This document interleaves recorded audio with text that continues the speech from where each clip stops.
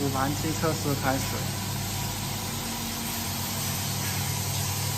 ，5种料分别是这个扳手、这个料、这个料、这个圈圈盖子，还有这种。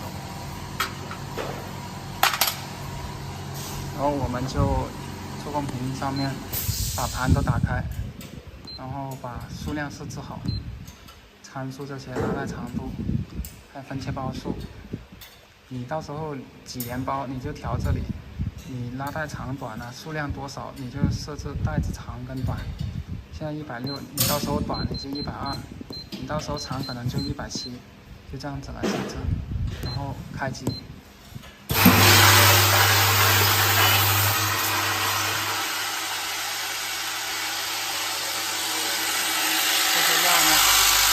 像这种料要慢慢的走上来，这一个接着一个，就像这样子，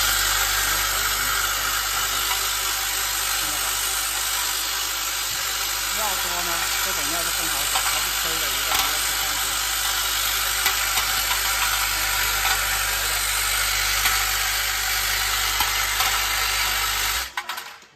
就是这样子了，上来之后就很快的，这个料。